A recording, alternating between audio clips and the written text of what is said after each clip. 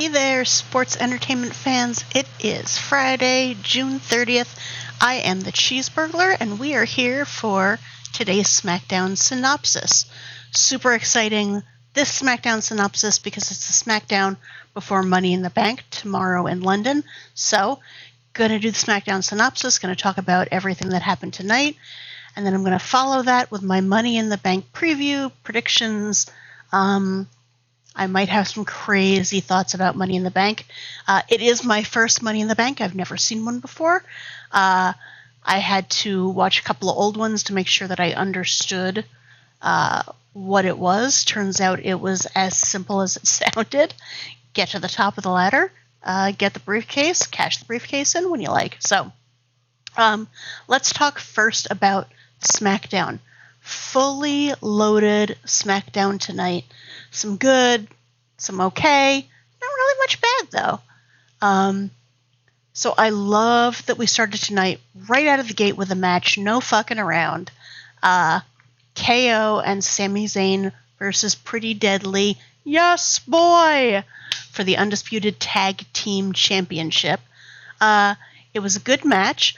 I was really curious to see how Pretty Deadly was going to go over with the crowd. And at least as far as we could hear at home, the answer was not much. There was way more energy for KO and Sami at the O2 Arena than there was for Pretty Deadly. They weren't necessarily getting bad energy. They weren't getting booed, but didn't seem like a lot of UK love for the the tastiest snacks in all of London. Loved that the UK crowd tonight was singing Sami's song as if he were Seth freaking Rollins. I always see people jamming along to Sami's song, but I don't know that I've ever seen a show where when the music cuts, the people are still singing it. So that was pretty cool. Pretty Deadly had some new outfits tonight. Loved those. I'm assuming that they were wearing the blue and red to represent the Union Jack. Could be wrong. They had some capes going, flowing capes to match the flowing hair on the entrance. Love a new outfit. Like to see KO running the Strowman Express, clotheslining dudes as he went. That brought me some happy. I giggled at that a whole bunch. Did KO actually injure his ankle? It looked like he did, but Kevin Owens is such a great seller that it's hard to tell. The key thing to me was that at the end of the match, he actually had his boot off and was kind of standing there on one foot and one sock foot. So hope he's okay. Could just be another great sell job by him, and that he is fine. Anyway, KO and Sami retain. That was pretty well expected, but I have to say, for only being in SmackDown for a couple of months, the fact that they were even in that match really is a great look for Pretty Deadly. I'm always glad to see them getting a shot at a belt so soon after moving up. Second match, Ridge Holland pissed off at Austin Theory for Theory's bullshit last week. So he gets a shot at Theory. Seems fair. What didn't seem fair is they kept calling this a championship contender match. I don't know what that means. Does it mean if Ridge wins, maybe he gets another shot at Theory for the belt? I mean, Theory's got the belt on him. It's not like he forgot it and left it at home, so they got to go back and do a do-over. So if the belt's there and he beats him, I don't know why Ridge doesn't win.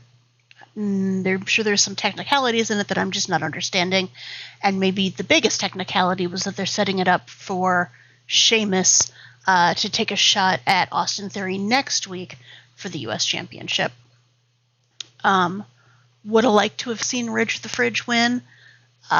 Didn't think he was gonna. But you know what? It was really good to see a local boy who's usually runs in a tag team getting some solo work in front of a hometown crowd. So cheers to Ridge for that. Match is over. Theory keeps fucking with Ridge because Theory's a dick. Sheamus runs out to help brother out. Somehow that means that Sheamus is now magically booked against Theory next week for the U.S. Championship. I don't know how that happened. It seemed like maybe Adam Pearce magic. Not mad about it. Always like to see Sheamus. I just want to make sure, is he actually booked for the U.S. Championship, or is he just booked in a contender match? Now I'm being a dick. Next up, we got Bayley versus Shotzi for Bayley's Money in the Bank spot. You probably remember that Io Sky was very happy to accept on Bayley's behalf when Shotzi challenged her for her spot. Now, this match was supposed to be last Friday. I don't know what happened. It seemed weird to have it be tonight. It seemed weird to fly Shotzi to the UK for this match. She's probably also doing some outreach. There was a couple of house shows while they're there, so maybe it wasn't just for this match. I was really confused because almost as soon as the match started, the London crowd starts singing, and I can't tell what they're singing. And I was just like, is this a football thing?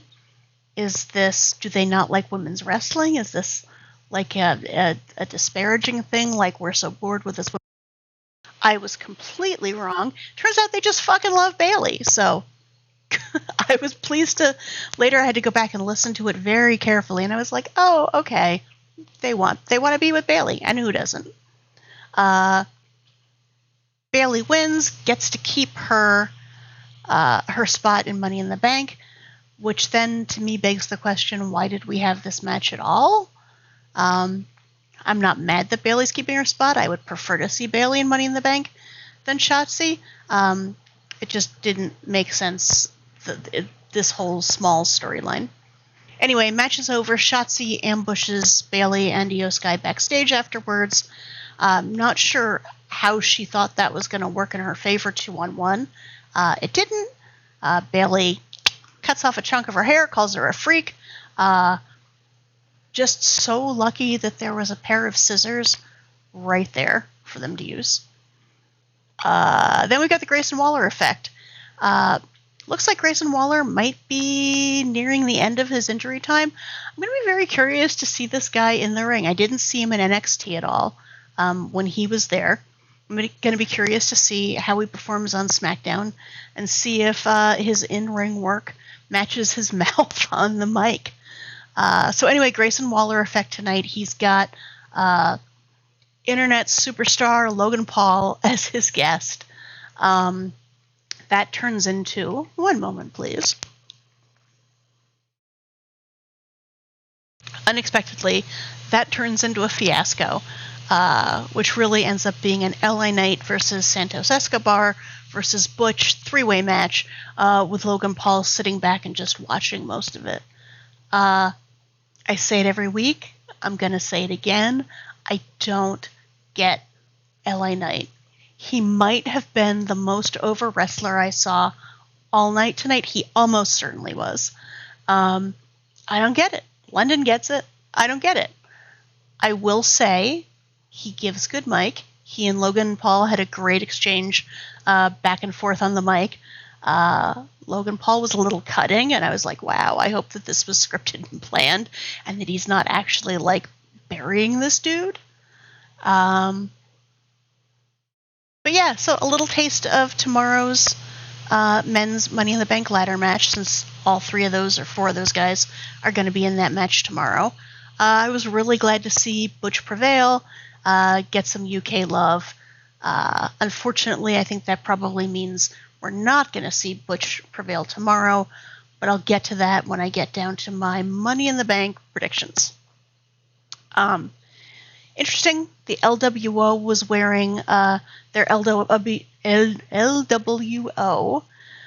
shirts, but with the Union Jack flag underneath the letters, and it said London World Order. And the more I thought about that, I was like, isn't that just the British Empire? London World Order. And like, doubly, isn't that a strange choice for Independence Day weekend? Are we preparing to, like, give things back to them? I don't know what's going on there. Let me read to you directly from my notes so that we're cool on my feelings. My notes say, AJ Styles versus Karrion Kross next week again. Blah, blah, blah. Maybe we cannot call a woman a bitch on air this time, eh? Period. The last match we had was Asuka versus Charlotte Flair for the Women's Championship. I'm sure you guys remember Bianca was kind of pissed that Charlotte jumped in the line and got that match before Bianca had a chance to get a rematch with Asuka. She had been banned from being backstage because there were concerns that she was going to start trouble. So Bianca Belair bought herself a ticket and is watching from ringside. Pricey ticket, good for her. I'm sure that nothing could possibly go sideways with her sitting there eagle-eyed watching the match. So I was a little disappointed. The first half of this match felt really sloppy. A lot of the skills weren't fully executed or executed correctly. It felt like some spots were being soft missed, not fully missed. Two veterans, they've put in so many ring hours and so many matches, and I was expecting something tighter and was really a little disappointed in how the first half of this match went. As expected, the fight spills out of the ring, onto the floor around the ring, and shockingly, Bianca inadvertently gets kicked in the face by Charlotte. Asuka went to pull Bianca in. Asuka ducked like she is prone to doing. Charlotte accidentally kicks Bianca in the face. Now, the EST doesn't necessarily see that. She's just really, really angry. So she hops over the barricade. Now she's part of the fight. Whole match ends up being a disqualification because she's not part of this match. Charlotte is pissed, as she probably should be, like, furious pissed. She's got her hand in Bianca's face. Bianca's like, don't you put your hand in my face. Nothing good is coming out of this scenario. Ultimately, Bianca ends up putting both Asuka and Charlotte down on the announcer's table, and then gets played off with her music. I don't know how this is going to resolve. Obviously, I guess Charlotte's entitled to a rematch with Asuka for the Women's Championship match, but I don't think Bianca's going to go down quietly in all of this. So, still feel like Bianca might be getting a little heely. Curious to see how this plays out. And then we ended tonight's SmackDown like we usually do with the Bloodline saga. Roman Reigns takes the ring with Solo, Paul Heyman, and he looks chagrined. He doesn't look like his smug, smiley, confident self. He looks a little down. But he wants to make sure that everyone knows he is not self-centered. He's not a narcissist. He just needs his cousins to come kneel, kiss the ring, and tell him that he is the bestest tribal chief ever, and then he will give them another chance to be regularly disrespected on national television. Seems fair. The brothers Uso enter. They say, nah, they're not really down for that, nor should they be. Both of them say that when Roman loses to them tomorrow, he's not going to be tribal chief anymore, and neither of them want to be tribal chief. But they think Solo would be a great candidate. People in London love it. They start cheering, Solo, Solo. This infuriates Roman. Roman starts screaming at him. Roman ends up getting super kicked. As we all know, a super kick from within the family hurts 10 times more than a super kick to or from anyone outside of the family. So Roman is not only butt hurt, he's kind of face hurt. Everybody is fighting everybody. Security gets involved. They're fighting security. It is going to be on tomorrow at the Bloodline Civil War. Still don't know what's going on with Paul Heyman. He didn't seem to be in the fight. He's just weaselly enough. I think he kind of out when shit started getting real. I don't blame him. I don't think he's quite in fighting shape.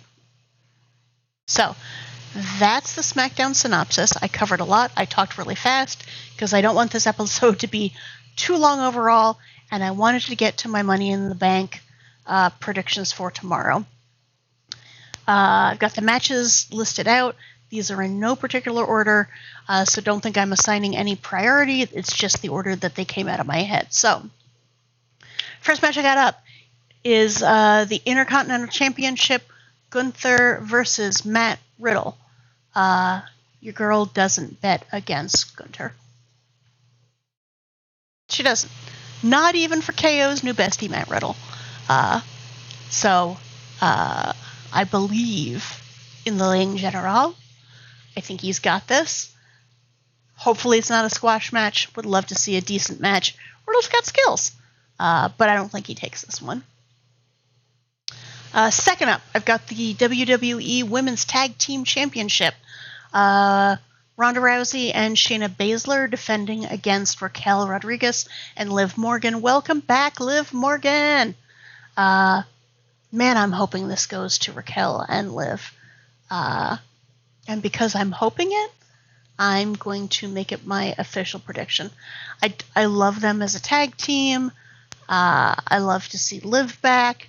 You know, Ronda and Shayna are great at what they do. But that's kind of all they do. So, would love to see a little color on this tag team championship. Regardless, I think this is going to be a really good match and one I'm really excited about. Third, let me check my list. Oh, the World Heavyweight Championship. Seth freaking Rollins versus Finn Balor. You guys are going to think I'm crazy, and that's okay. I am. Medicated for it, but I'm crazy. I think this one goes to Finn. I think it's pretty obvious that there's some shit afoot with Judgment Day. Some people think they're getting bigger. Some people think they're getting smaller. I just know that there's some strife, and I think Finn winning the heavyweight championship plays into that somehow. I don't think that changes Seth's popularity in any way. I don't know that he doesn't get it back. But I think Finn actually is an upset tomorrow. Tell me I'm wrong in the comments. Just do it respectfully. Next match I've got Cody Rhodes versus Dominic Mysterio. I think Cody's upward arc starts here, and that being his arc back to Roman. I don't think there's any way that the arguably top babyface in the WWE right now loses to the biggest heat getter in the WWE. I think Cody dominates. I don't think there's a lot of question about the legitimacy of Cody's win. I think Judgment Day might even get in there and fuck with things a little bit. I still think Cody wins. And I think this is the start of a big upward trajectory for Cody, just rolling over people on the way. And hopefully Pharaoh makes another appearance, because I did squeal like a little bitch when I saw that dog on Raw Monday night. All right. Men's 2023 Money in the Bank ladder match. Like I said earlier, I would love for that to go to Butch. I think Butch got his tonight. And I'm glad Butch got his tonight. I cannot see a scenario in which he gets to climb the ladder and unhook the briefcase 2 days in a row. So, and I can't get on board the LA Knight train. I don't, until I understand what is LA Knight, I just can't get on that. So, my pick for the men's ladder match, I'm going to go with Damian Priest. Again, I think there's some weird shit brewing in Judgment Day. I think Damian winning this feeds into that. And I think that he is still reaping some rewards for making Bad Bunny look so good in Puerto Rico. He really controlled the hell out of that match. He made a non-wrestler look fantastic while also keeping him protected, didn't let him get hurt too much. And I think he's a good dude. I would really like to see Priest win the ladder match. Plus, I think he's got bigger reach than anybody else in the ladder match, so it's going to be easier for him to reach the briefcase. I don't know if that's solid logic or not. Women's 2023 Money in the Bank ladder match. I think this one goes to Becky. There's a number of people I would be fine with getting it, actually. I don't know that there's a woman in the ladder match other than Trish that I would be disappointed if they won it. So I'm kind of just excited for the match, but I think Becky's going to get it. She's wanted it. She's been telling us how much she wants it. She hasn't gotten it yet. And here's where my crazy gets crazier. I think she cashes it in tonight. Now, in your head, you're thinking, what match would she possibly even be able to cash that contract in on tonight? I'm not going to say. I'm just going to say I think Becky gets it, and she cashes it in. And finally, Bloodline Civil War. Woo! Roman Reigns and Solo Sikoa versus the Usos. As Bloodline has imploded, exploded, we've been saying them both alternately for the last month, it feels like Roman really needs to lose everything. He needs to lose everything, he needs to hit rock bottom, and he needs to start over for his redemption arc. Does he come back as a face? I don't know. He might still be a heel, but a different flavor of a heel.